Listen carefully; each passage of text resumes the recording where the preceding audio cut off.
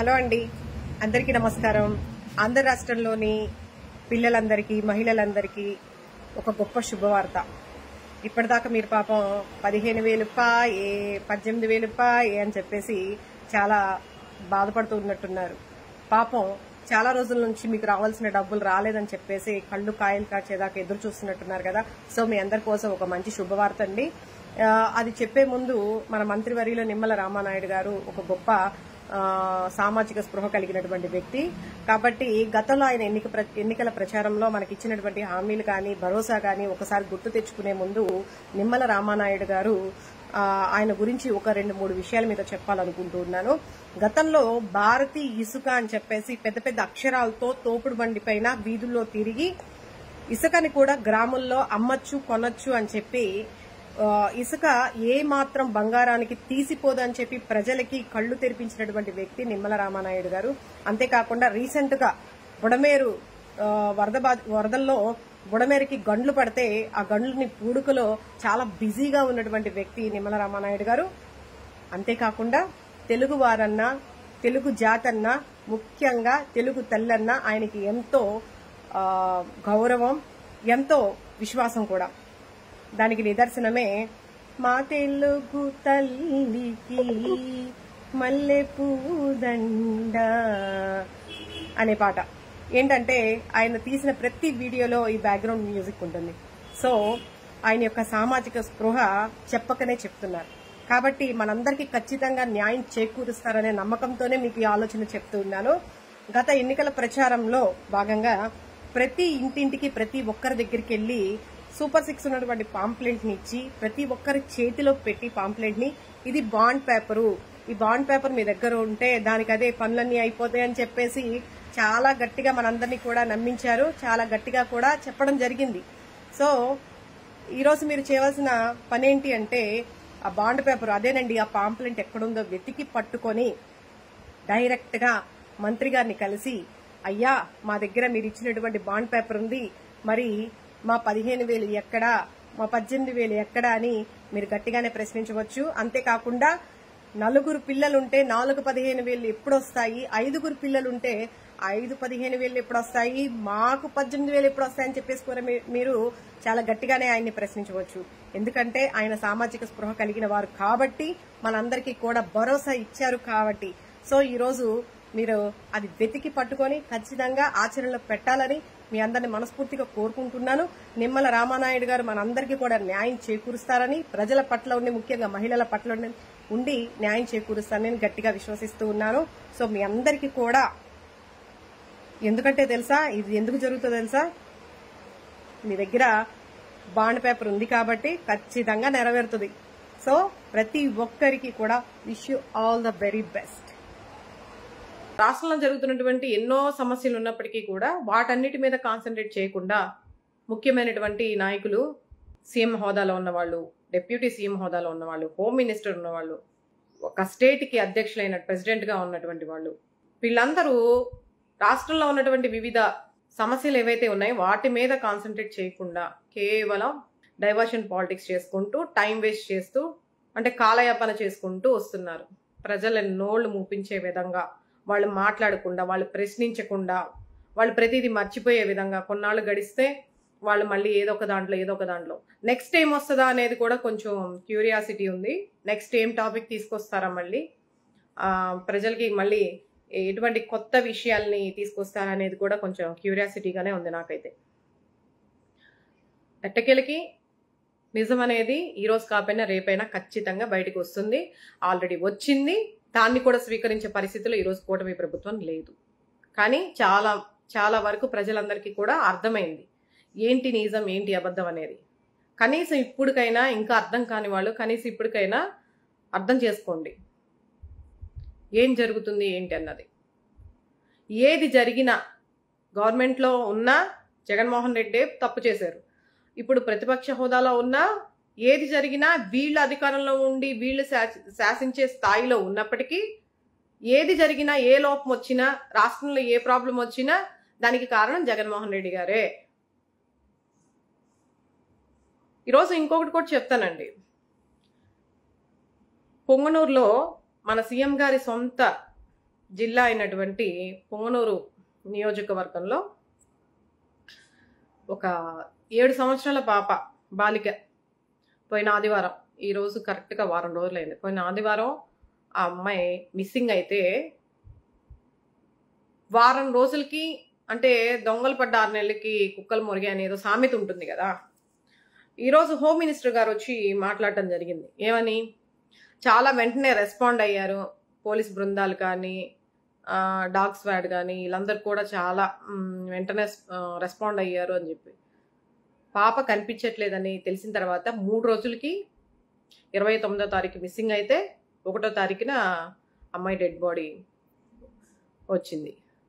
మరి day and night 3 days police బృందం అంతా అక్కడే ఉండి కష్టపడి ఉన్నారని చెప్తున్నారు కదా. మరి అంత పకడ్బందీగా అన్ని విధాలుగా వాళ్ళు ఉన్నప్పుడు అసలు ఏం జరిగింది? పాపని ఎందుకు 3 days దాకా మీరు ఎందుకు పెట్టారు? అంటే మీ బాధ్యత మీరు సక్రమంగా నిర్వర్తిస్తే 3 రోజుల తర్వాత డెడ్ బాడీ బయటికి రావడం ఏంటి? డే అండ్ నైట్ మీరు అక్కడే ఉన్నారు కదా. దానికి మళ్ళీ ఆవిడేమంటున్నారు? ఆ నియోజకవర్గానికి ఎమ్మెల్యే అయినటువంటి పెద్దిరెడ్డి రామచంద్రారెడ్డి గారు, అలాగే మిథున్ రెడ్డి గారు ఎంపీ, వీళ్ళిద్దరు వెళ్ళి పరామర్శించింది కూడా తప్పుపట్టి రాజకీయం చేస్తున్నారు ఇది కూడా అని చెప్పేసి మాట్లాడుతున్నారు. ఆవిడ కాన్సన్ట్రేషన్ అంతా, ఫోకస్ అంతా బాధితురాలకి ఏం చేస్తున్నావు, వాళ్ళ కుటుంబానికి ఏం చేస్తున్నావు, అసలు అక్కడ ఏం జరిగింది, నిందితులకి ఎటువంటి శిక్ష వేస్తున్నావు, అసలు అక్కడ ఆ పాప ఏ విధంగా మిస్సింగ్ అయింది, 3 days ఏం జరిగింది అనేది అది ప్రజలకి, ప్రెస్కి చెప్పకుండా, అదేవిధంగా గవర్నమెంట్, కూటమి గవర్నమెంట్ ఆ కుటుంబానికి ఏం సహాయం చేస్తున్నారు అనేది చెప్పకుండా ఎంతసేపటికి జగన్మోహన్ రెడ్డి హత్యల్ని కూడా శవాలతో రాజకీయాలు చేస్తున్నారు అని చెప్పేసి మాట్లాడుతున్నారు. ఆవిడ మరి హోమ్ మినిస్టర్ పదవిలో ఉండి కేవలం ఏదో కాంపిటీషన్ లాగా, ఏదో పోటీలు పెడుతున్నట్టుగా ఏదో మాట్లాడుతున్నారే తప్ప, ఆవిడ ఆ హోదాలో ఉండి దానికి సంబంధించి ఆ ప్లేస్కి వెళ్ళినప్పుడు, ఆ కుటుంబం పరామర్శించడానికి వెళ్ళినప్పుడు ఒక హోమ్ మినిస్టర్ లాగా ఆవిడ ఏం చెప్పాలో అవి చెప్పకుండా కేవలం ఫోకస్ వైసీపీ గవర్నమెంట్, అంటే జగన్మోహన్ రెడ్డి గారిని పర్టికులర్గా శవాన్ని కూడా రాజకీయం చేస్తున్నారు అని చెప్పేసి మాట్లాడుతున్నారు. గత ప్రభుత్వంలో ఎన్నో జరిగాయి మహిళలపైన, ఎంతోమంది బాలికలు ఇదయ్యారు. కానీ తాడేపల్లి నివాసంలో నుంచి జగన్మోహన్ రెడ్డి బయటకు వచ్చిందే లేదు. ఈ రోజు మటుకి అది నార్మల్గా చనిపోయినా సరే దాన్ని రాజకీయం చేస్తున్నారు. పాప హత్యగా వింపబడింది, ఆత్మహత్య, అత్యాచారం జరిగి చంపేయబడింది అని చెప్పేసి మాట్లాడుతున్నారు. గతంలో ఏం జరిగిందో ఏంటో గతంలో జరిగితే ప్రజలందరూ కూడా ఈరోజు మిమ్మల్ని ఎన్నుకున్నారు. మీకు అంత పెద్ద పెద్ద పదవులు ఇచ్చి రాష్ట్రాన్ని బాధ్యత అంతా కూడా మీకు అప్పచెప్పారు. గతంలో జరిగిన దాన్ని ప్రతిసారి మీరు కంపారిజన్ చేసి జగన్మోహన్ రెడ్డి గారిని, వైసీపీ పార్టీని మీరు ఫోకస్ చేసి మాట్లాడటం కాదమ్మా. మీరు ఒక హోమ్ మినిస్టర్, ఆ విషయాన్ని మర్చిపోయినట్టున్నారు బహుశా. అంటే గతంలో అంతా మీరు ఎంతసేపటికి వైసీపీ మీద మాట్లాడడం అలవాటైపోయి, అలవాట్ల పొరపాట్లాగా ఎక్కడికి వెళ్ళినా, ఏ ప్రెస్ మీట్కి వెళ్ళినా ఇంకెంతసేపటికి జగన్మోహన్ రెడ్డి గారిని, వైసీపీ పార్టీని మీద మాట్లాడటమే తప్ప మీరేం చేస్తున్నారు? మీరు వెళ్ళిన ప్లేస్ ఎటువంటిది? మీరు దేనికోసం వెళ్ళారు అక్కడికి? గవర్నమెంట్ నుంచి మీరిచ్చే భరోసా ఏంటి, మీరిచ్చే సహాయం ఏంటి? ఇది కాదు మాట్లాడేది. గతంలో వాళ్ళు రాలేదు కానీ ఇప్పుడు వచ్చారు, ఏంటది? ఇలాగేనా మాట్లాడేది? గతంలో వాళ్ళు రాలేదు కాబట్టి ఈరోజు మీరు వచ్చారు అనుకోండి, మీరేం చేస్తున్నారు? వాళ్ళు రాలేదని మీరు రారా? వాళ్ళు చేయలేదని మీరు చేయరా? కానీ ఒకటి అర్థమవుతుంది స్పష్టంగా, జగన్మోహన్ రెడ్డి గారు ప్రతిపక్షంలో ఉన్నా కూడా నాకైతే అధికారంలో ఉన్నట్టే అనిపిస్తూ ఉంది. ఎందుకంటే వాళ్ళు మాట్లాడే ప్రతి మాటకి ముందు జగన్, మాటకి వెనకాల జగన్. ఇక ఒక పని చేయండి, రామజపంలాగా జగన్ జపమని చెప్పేసి ప్రతి ఒక్కరు పుస్తకం తీసుకొని జగన్ జగన్ జగన్ అని రాసుకుంటూ ఉండండి, మీ కూటమి ప్రభుత్వ అధికారులందరూ కూడా. ఇదే జరుగుతుంది. ఎక్కడికి వెళ్ళినా, ఏ సభలు పెట్టినా, చిన్నపిల్లలు చనిపోయినా, ఎక్కడికి వెళ్ళినా సరే తిరుమల లడ్డు విషయంలో అయినా సరే, ఏదైనా సరే, ఎక్కడున్నా ఏ చిన్న విషయం వచ్చినా మీరు అంటే విఫలమైనటువంటి ప్రతిదాన్ని కూడా గతంలో వ్యవస్థలన్నీ కూడా నిర్వీర్యం అయిపోయినాయి, గతంలో వ్యవస్థలన్నీ కూడా నాశనం చేశారు కాబట్టి ఈరోజు మేము ఇలా ఏమి చేయలేకపోతున్నాం అన్న వేలో మీ చేతగానితనాన్ని లాస్ట్ గవర్నమెంట్ మీద వేసి మాట్లాడుతూ ఉన్నారు. చేతగాని వాళ్ళు మరి ఎందుకు ప్రగల్భాలు పలుకుతూ ఉంటారు?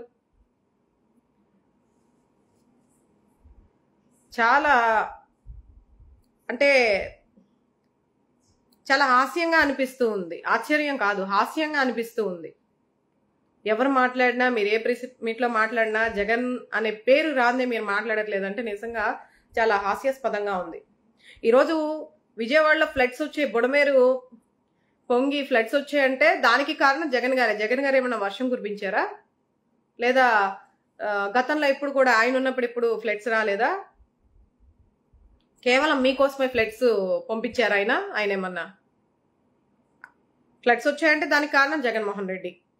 తిరుమల లడ్డు కల్తీ జరగకపోయినా కల్తీ జరిగింది అని మీ హయాంలో ఉన్నా కూడా మరీ తెలివి తక్కువ వాళ్ళలాగా, పిచ్చోళ్ళు కూడా అంటే ప్రజలు కూడా పిచ్చోళ్ళలాగా వాళ్ళు తెలివి తక్కువగా ఉంటారని ఏది పడితే అది మాట్లాడేసేసి డేట్లతో సహా మీరే ఇచ్చేసి కల్తీ జరిగిందని చెప్తారు. మీ హయాంలోనే, మీ హయాంలో కల్తీ జరిగితే లాస్ట్ గవర్నమెంట్ మీద జరిగిందని చెప్తుంటారు. అది ఎలా నమ్ముతారు? విత్ ప్రూఫ్తో సహా. దానికి కారణం జగన్మోహన్ రెడ్డి గారే. చిన్న పాప చనిపోయిందంటే జగన్మోహన్ రెడ్డి గారి కారణం. ఏది జరిగినా ఆయన. ఇంకా కనీసం ఇది ఉండాలి. ఒక అధికారంలోకి వచ్చాము, ఒక ప్రతి ఒక్కరికి కూడా ఒక ఆదర్శంగా లాస్ట్ గవర్నమెంట్లో ఏవైతే తప్పులు జరిగాయో, మిస్టేక్స్ జరిగాయో, మినిస్టర్స్ కావచ్చు, ఎమ్మెల్యేలు కావచ్చు, వాళ్ళ పరిధిలో ఏవైతే మిస్టేక్స్ చేశారో ప్రజల పట్ల, అవి లేకుండా ఒక ఆదర్శనీయంగా మీరు పాలన సాగించాలే తప్ప ఒకవైపు వాళ్ళని వేలెత్తి చూపిస్తూ మీరేమో ఈరోజు అంతకన్నా దారుణంగా మీరు ప్రవర్తిస్తూ ఉన్నారు. సో నెక్స్ట్ ఏం వస్తుందా, నెక్స్ట్ ఏం టాపిక్ తీసుకొస్తారో. పాపం మన వైజాగ్ స్టీల్ ప్లాంట్ కార్మికులందరూ కూడా వాళ్ళ పరిస్థితి ఏంటో ఇప్పటికీ కూడా సాల్వ్ అవ్వలేదు. 4,000 మంది కాంట్రాక్ట్ ఉద్యోగుల్ని తీశారని చెప్పేసి అక్కడ అందరూ కూడా ధర్నాలు చేస్తూ పెద్ద పెద్ద ఆందోళనగా ప్రజలందరూ కూడా ఆ ఉద్యోగులు ఎవరైతే ఉన్నారో అలాంటి వాటి గురించి మనం ఆలోచించాం. దానికి ఒక సొల్యూషన్ ఇవ్వం. ఇప్పుడు దానికి కూడా జగన్మోహన్ రెడ్డి గారే కారణం అంటారు. మళ్ళీ వీళ్ళు చేసే పనులకి, వీళ్ళు చేసే ప్రతి పనికి జగన్మోహన్ రెడ్డి గారే కారణం. 4,000 మంది ఉన్నట్టుండి కాంట్రాక్ట్ ఉద్యోగుల్ని తీసేస్తే వాళ్ళ పరిస్థితి ఏంటి? వాళ్ళ కుటుంబాల పరిస్థితి ఏంటి?